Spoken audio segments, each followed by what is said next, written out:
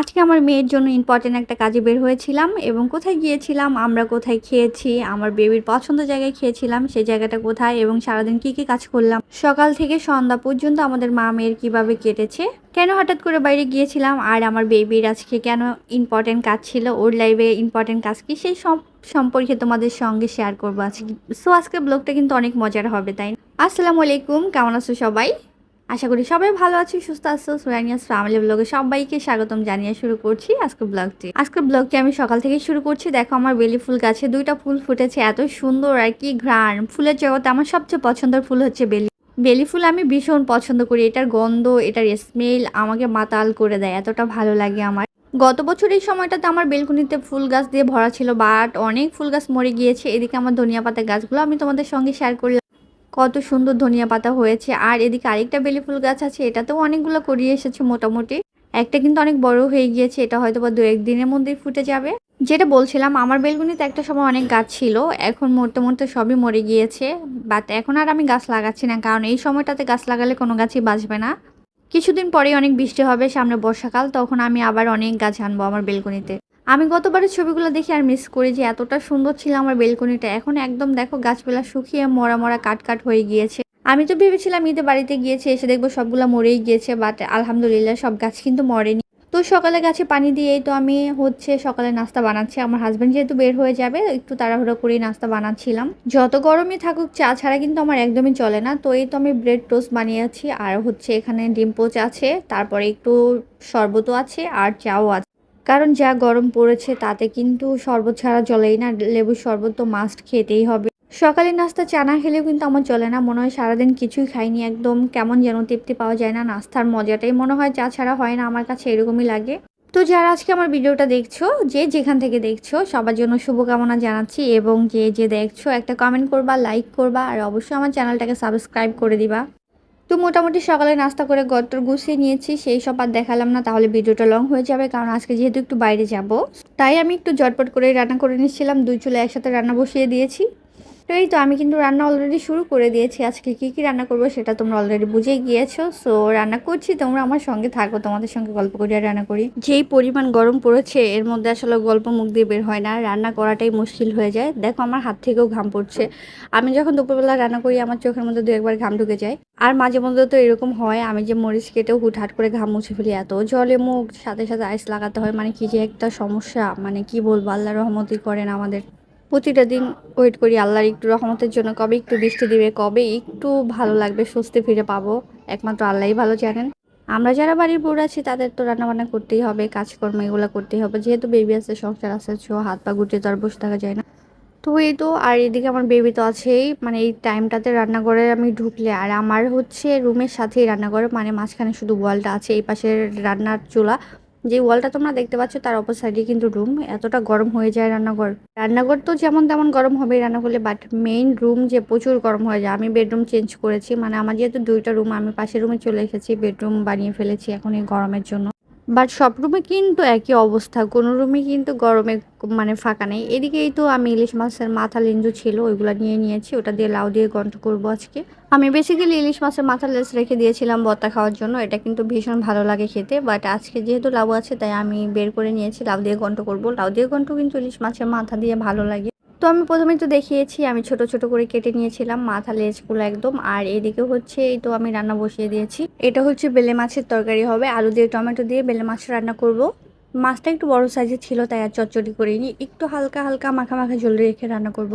2 চুলা রান্না করলে কিন্তু 2 হাত সমান তালে চলতে থাকে। আর এতটাই যে গরম, দুপুরে না রান্না করলে আমার ঘরটার গরম হয়ে যায়, রাতের জন্য যদি আমি রাখি, তাই একটু কষ্ট হলে আমি দুপুরেই রান্নাবান্না করে ফেলি। এই তো 2 চুলায় আমি রান্না করছি। আর এদিকে গ্যাসটাও কিন্তু বেশি নেই, কয়েকদিন ধরে গ্যাসেরও প্রবলেম করতেছে, মানে গ্যাস আসেই 2টার পরে, সকালেই কমে যায়, যতটুকু থাকে দেখা যায় টুকটাক পানি টানি গরম হয়, চাটা বানানো হয়। মানে এখনই এই অবস্থা, বুঝতে পারছো, তাহলে শীতে এই বছর আর গ্যাসই পাবো না, সিলিন্ডার ইউজ করতে হবে সব সময়। তো এই তো আমি যেহেতু বাইরেও যাব, তাও একটু তাড়াও ছিল। 2 চুলে আমার মোটামুটি রান্না হয়ে গিয়েছে। দেখো আমি এখন জিরার গুঁড়া দিয়ে নামিয়ে নিব। আমি বেসিক্যালি মাছ মাংস রান্না করলে ভাজা জিরার গুঁড়াটা উপরে দিয়ে দিই, এটা ফ্লেভারটা কিন্তু দারুণ আসে খেতে আমার কাছে। তো তোমাদের কেমন লাগে জানাতে পারো। আর যারা আমার ভিডিওটা দেখছো তারা অবশ্যই একটা লাইক কমেন্ট করবা, যারা নতুন আছো তারা আমার চ্যানেলটাকে অবশ্যই সাবস্ক্রাইব করে দিবা। যদি ভালো লাগে তাহলে একটু সাবস্ক্রাইব করে দিও, কারণ তোমাদের সাপোর্ট ছাড়া তো কখনোই আমার চ্যানেলটা গ্রো করবে না, বড় হবে না। সো সবার কাছে এটাই আশা করি, যারা নতুন দেখছো অবশ্যই একটু লাইক, কমেন্ট এবং সাবস্ক্রাইব করবা। তো এই তো ফাইনালি আমার রান্না কিন্তু হয়ে গিয়েছে। এখন আগে আমার বেবিকে খাবো। আমি নর্মালি সবসময় ওকে আগে খাইয়ে দিই, কারণ ও আর আমি একসাথে খেতে বসলে কখনোই খাওয়া হয় না, ও একদম খাবার টাবার ফেলে দেয় আর ও হাত দিয়ে খেতেও চায় না। তো এখন ওকে খাইয়ে আমি গোসল টোসল করে দেন আমি খেয়ে নেব। বাই দ্য ওয়ে, আমার রান্না কিন্তু বরাবরই মজা হয়, আমার হাজব্যান্ড বলে, আর আমার কাছেও খেতে ভীষণ ভালো লাগে। এই তো সন্ধ্যার আগে আগে রেডি হয়ে গিয়েছি, মানে আসরের পরে বের হচ্ছি, কারণ প্রচণ্ড রোদ ছিল। তো রোদের কারণে ওয়েট করতেছিলাম যে রোদটা পড়ুক তারপরেই বের হব। এতটা গরম ছিল আমার আসলে রেডি হওয়ার মতো মানে ইচ্ছাই করতেছিল না। দেন আমি সুতি একটা ড্রেস পরে নিয়েছি, যাতে একটু কমফোর্টেবল থাকতে পারি বাইরে গেলে। এই গরমে সুতির ড্রেসের উপরে মনে হয় আর কিছু হয় না। আর আমার বেবিকেও সিম্পল একটা টি শার্ট পরিয়ে দিয়েছি, কারণ বাচ্চা মানুষদের কিন্তু গরম বেশি লাগে, আর ও বাইরে গেলে প্রচুর ছোটাছুটি করে। তো বলতেছিল আমি আমার বাবার কাছে যাচ্ছি, বাইরে যাব, চিকেন খাবো, এইসব বলতেছিল যে মাম্মি দাও আমি একটু ভিডিও বানাই। তো বেসিক্যালি আজকে যাচ্ছি আমার বেবির জন্ম সনদ করব, মানে ওর জন্ম নিবন্ধন করা হয়নি, ও হওয়ার পরে করিয়ে নিয়ে আমাদের একটু অন্যরকম প্ল্যান ছিল যে কোথায় থাকবো কি করব। দেন ওর জন্ম নিবন্ধনটা তখনই করব যখন আমাদের দরকার হয়। তো ফাইনালি আমাদের সেই দরকারিও সময় আসছে। এখন এই তো আমার বাবুর জন্ম সনদ করার জন্যই যাচ্ছি নর্মালি। আর এতটা গরম কি বলবো তোমাদের। তো এই তো যাক, কিছু কারণে বের হতে হবে। আমার বাবুর টিকার কার্ডটাও আমি নিয়ে নিয়েছি আমার সঙ্গে করে। আমি অ্যাকচুয়ালি বুঝতে পারছিলাম না কি কি লাগবে জন্ম নিবন্ধন করতে। তো আমার হাজব্যান্ড বললো মোটামুটি সবই নিয়ে আসো যা লাগে। তো আমার ভোটার আইডি কার্ড, আমার জন্ম নিবন্ধন, আমার হাজব্যান্ডের জন্ম নিবন্ধন, আমার বেবির টিকার কার্ড সবই নিয়ে যাচ্ছি, যেটা কাজে লাগে আর কি। তো এদিকে আমার হাজব্যান্ডের জন্ম নিবন্ধন খুঁজে পাচ্ছিলাম না, তো ওর খুঁজতেছিলাম। আর আমারটাও সব কিছুই তো একসাথেই আছে, কাগজপত্র এখান থেকেই নিয়ে নিব। আমার ইম্পর্টেন্ট পেপারগুলো আমি সব একসাথেই রাখি, যাতে করে সবসময় হাতের কাছেই থাকে, আমার বারবার খুঁজতে না হয়। ফাইনালি কিন্তু আমরা বের হয়ে গিয়েছি। এই তো আমাদের গলি দিয়ে যাচ্ছি, যে একটা রিক্সা নেবো, অবশ্যই সাপড়া মসজিদ যাবো আগে আজিমপুরে। আর আমার বেবিকে কিন্তু আমি 2টা জুটি করে দিয়েছি। এত গরমে বাচ্চাদের চুলে মানে কি বলবো প্রচণ্ড ঘেমে যায়। ওকে বলছিলাম যে বাবা তোমার চুলগুলো ফেলে দিয়ে, বাট সে কিছুতেই চুল ফেলবে না, মানে সে রাজিই না চুল ফেলতে, আর ওর বাবাও দিচ্ছে না, যে দরকার নেই, কয়েকদিন পরে এমনি গরম কমে যাবে।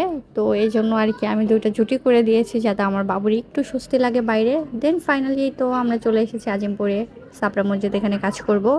তো আমি বসে ওর জন্ম নিবন্ধনের কাজ করছিলাম, আর আমার বাবুটা এত ছোটাছুটি করছিল। দেন ওর বাবার জন্য আমরা ওয়েট করছিলাম, ওর বাবা আসবে। দেন ভাবলাম একটু কলোনির মধ্যে ঢুকে ও একটু হাঁটুক, খেলুক, ওর ভালো লাগবে। আজকে টোটালি কোনো বাতাস ছিল না, মনে হচ্ছিল কোনো গাছের পাতাই নড়ছে না। এই তো কলোনির মধ্যেও বাবু একটু খেলছিল, মানে হাঁটছিল, ওর খুব ভালো লাগছিল ফাঁকা জায়গা পেয়ে। আমাকে বারবার দাঁড়িয়ে প্রশ্ন করছিল, মাম্মি দেখো চাঁদ উঠেছে, চাঁদের কি মা আছে, বাবা আছে, চাঁদ কি ভাত খায়, আছে ও কি পানি খায়। আঙুল দিয়ে দেখাচ্ছিল, মাম্মি চাঁদের মুখ কই, ও কিভাবে পানি খায়। তো ওর প্রশ্ন শুনে আশেপাশে যারা ছিল ওরাও হাসছিল খুব, যে কি সুন্দর করে প্রশ্ন করছে দেখো। তো এই তো আমি বললাম বাবা চলো আমরা চলে যাই, এখন আর তোমার খেলতে হবে না, তুমি ঘেমে যাচ্ছ, এদিকে একদমই বাতাস নাই, মানে মাঝে মধ্যে একটু বাতাস আসে আবার বাতাসটা পড়ে যায়। তো অনেকটা সময় ওয়েট করার পরে আমার হাজব্যান্ডও চলে এসেছিল। তো এই তো আমরা মেইন রাস্তা দিকে যাচ্ছি, যে অ্যাকচুয়ালি ওর কিন্তু পুরো কাজটা এখনো করা হয়নি, ওর বাবা আসলে পুরো কাজটা আমরা করেছিলাম। এখানে এসে শুনি এতই মানে এত কি বলবো ফর্মালিটিস দরকার, এটা করতে হবে ওটা করতে হবে, মানে জন্ম সনদ করতে গেলেও যে এত ঝামেলা পোহাতে হবে, এটা কিন্তু ভাবতেই পারিনি আমরা। তো এখানে মোটামুটি কাজ করেছি, বাট ফুলফিল করতে পারিনি। দেন চলে গিয়েছিলাম আমার মেয়ের পছন্দের জায়গায়, ও কেএফসি খেতে ভীষণ পছন্দ করে। তো ওর বাবা বললো বাইরে যখন এসেছো চলো ওকে একটু কেএফসি খাইয়ে নিই। তো ও তো খুব খুশি হয়ে গিয়েছিল, যে ঠিক আছে বাবা চলো আমরা কেএফসি খাবো আজকে।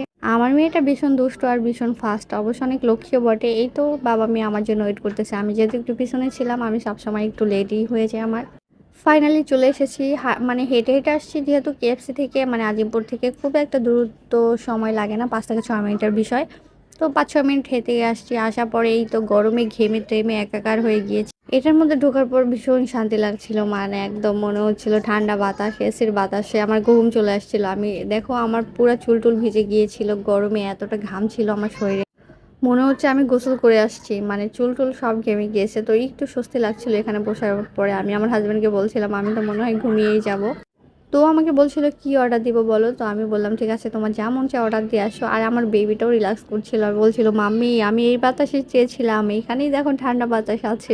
মানে কি বলবো এত এক্সাইটেড ছিল। আর পাশে একটা আন্টি ছিল, ওনার বাচ্চা নিয়ে ওনারা খাচ্ছিল, আর আমার বেবি মানে এসে ওদের সাথে একদম মিল হয়ে গিয়েছে।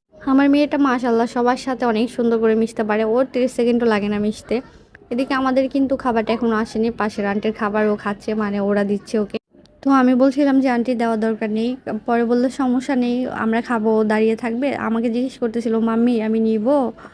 তো আমি বললাম, "ঠিক আছে নেও।" ওনার একটা ছেলেও ছিল, এই তো ওরার সাথে খেলছিল আর ২ জন একসাথে খাচ্ছিল। তো আমার মেয়েটা বলছিল, "মাম্মি আমাদের খাবার আসলেও কিন্তু ওই ভাইয়াটাকে একটুখানি দিব।" তো এদিকে ও ওর জন্য আরেকটা ফ্রেঞ্চ ফ্রাই আনছে আর বলতেছিল, "তুমি আমাকে একটা চিকেন দিও, আমি তোমাকে একটা ফ্রেঞ্চ ফ্রাই দেই।" এরকমই সে বন্ধু বানিয়ে ফেলে যেখানে যায়। তো আমি তো হাসছিলাম যে, "ঠিক আছে বাবা, ওর ফ্রেঞ্চ ফ্রাইটা নেও, তুমি ওকে একটা চিকেন দিয়ে দিও।" তো আমার মেয়েটা বলল, "ভাইয়া তোমাকে ২ টা দিব।" মানে আমি আর ওর বাবা হাসছিলাম যে এখানে এসেও তার বন্ধু হয়ে গিয়েছে। আর আমার মেয়েটা এখানে এসে ভীষণ খুশি। ওর কিন্তু খুব ভালোই লাগে। দুষ্টুমি করতেছিল আর আমরা কথা বলছিলাম। তো আমার হাসব্যান্ড আমাকে একটু ফুটেজ নিয়ে দিচ্ছিল। আমি বলছিলাম যে বাবুর কিছু ছবি তুলে দিও। তো এই তো বসে আছি খাবারের জন্য ওয়েট করতেছি আর আমার হাসব্যান্ডের সাথে গল্প করছিলাম। আমি মনে বলতেছিলাম যত দেরিতে খাবার দেয় দেখ একটু বসে ঠান্ডা বাতাস খেয়ে যাই। মানে এতটা গরম, গরমের তীব্রতায় বুঝছো আবোল-তাবোল বলছিলাম আরকি যা হয়। তো এনিওয়ে ফাইনালি কিন্তু আমাদের খাবারও চলে এসেছে। এই তো আমরা খাচ্ছি। মানে কি বলবো এই গরমে আমার বেবির আবার পছন্দ অনেক চিকেন পাকোড়া। ও অনেক বেশি পছন্দ করে চিকেন পাকোড়া খেতে। আর এই তো তাকে পাকোড়া দিয়ে দিয়েছি। সে এখন হাত পা ছড়িয়ে ছিটিয়ে বসে চিকেন পাকোড়া খাচ্ছে। আমার মেয়েটা কিন্তু একদমই ভুলেনি পাশে যে পিচ্চিটা ছিল ওকে দেয়ার জন্য। মানে ও খাবারটা হাতে নিয়েই ১ম এ বলছিল, "মা ভাইয়াকে ২ পিস দিতে হবে।" মানে এটা বলছিল আর আমার দিকে তাকাচ্ছিল। আমি বললাম, "হ্যাঁ, দিয়ে দাও।" তো দিয়ে তো সেই তো লাফাচ্ছে। খুব খুশি আর সে একাও খাচ্ছিল নিয়ে। দেন আমরাও খাচ্ছিলাম। নরমালি বাসায় আমরা যতই চিকেন ফ্রাই করি না কেন খেতে কিন্তু ভীষণ মজার হয়। বাট KFCর সিক্রেট রেসিপি এটা আসলে কারো পক্ষে জানা পসিবল না। এটা জাস্ট ওদের রেসিপি ওদেরই একদম বলতে হবে এটা। তো যাই হোক এই তো খাচ্ছি আমরা। আর আমি একটু ভিডিও ফুটেজও নিচ্ছিলাম খেতে। ইদানিং আমার মেয়ের সাথে আমারও চিকেনটা অনেক পছন্দ হয়ে গিয়েছিল। বেসিক্যালি চিকেন আমি সবসময় পছন্দ করি। বিশেষ করে ফাস্ট ফুড আইটেম কিন্তু আমার ভীষণ পছন্দের খাবার। যদিও জাঙ্ক ফুড খাওয়া ঠিক না তবুও মানে মজার খাবার। আর এখন যেহেতু একটু হেলদি হয়ে গিয়েছি তাই অনেকটা খাওয়া বন্ধ করে দিয়েছি। আর তারপরে তোমরা অনেকেই জানো আমার গল ব্লাডার স্টোন সার্জারি হয়েছিল। দেন তারপর থেকে তো একদমই টোটালি খাওয়া-দাওয়া বন্ধ। তো এই তো মোটামুটি কিন্তু আমার খাবার শেষের দিকে আমার বেবি পানি খাচ্ছে। ওর এখনো খাওয়া শেষ হয়নি। অবশ্য ওর শেষ হবেও না। ওর আরও সময় লাগবে। তো ওর জন্য আমি বললাম যে, "বাবা চলো তুমি বাসায় যেয়ে খেও।" আর বাকিটা ওর জন্য তো চিকেন ছিল ওটা পার্সেল নিয়ে নিয়েছি আমরা যে একবারে বাসায় যেও খাবে। এখানে আর বেশিক্ষণ ওয়েট করা যাবে না। কারণ অনেকটা সময় হয়ে গিয়েছিল আমাদের স্টুডিওতেও যেতে হবে। বেবির আর আমার পাসপোর্ট সাইজের ছবি লাগবে। দেন আমরা এই তো ছবি তুলতে স্টুডিওতে যাচ্ছি। লালবাগ চৌরাস্তায় একটা স্টুডিও আছে ওখান থেকে আমরা ছবি তুলবো। তো এই তো যাচ্ছি রিক্সাতে উঠে আমি বললাম, "চলো হেঁটে যাই।" ওর বাবা বলল, "খাওয়ার পর হাঁটলে তোমার একদম গরম লাগবে, অনেক ঘেমে যাবা।" নরমালি এসির মধ্যে থেকে বের হলে কিন্তু শরীরে এত জ্বালা করে মানে এটা সবসময় হয়ে থাকে। এমনিতে মনে হয় ভালো থাকে। এই তো স্টুডিওতে আসছি আমরা ছবি তোলাও শেষ আমাদের। এখন আমরা চলে যাব হচ্ছে বাসায়। ছবি তুলে নিয়েছি। এখন হচ্ছে বাসায় যাওয়ার পালা। তো আজকের ব্লগটা এখানেই শেষ করছি। তোমরা ভালো লাগলে লাইক, কমেন্ট করবা। আর অবশ্যই যারা নতুন আছো আমার চ্যানেলটাকে সাবস্ক্রাইব করে দিবা। এই গরমে সবাই বেশি পানি খাবা। বাচ্চাদের দিকে অবশ্যই খেয়াল রাখবা। বাচ্চাদের কিন্তু এক্সট্রা কেয়ার দরকার। সবাই ভালো থেকো। আল্লাহ হাফেজ সবাইকে। টাটা।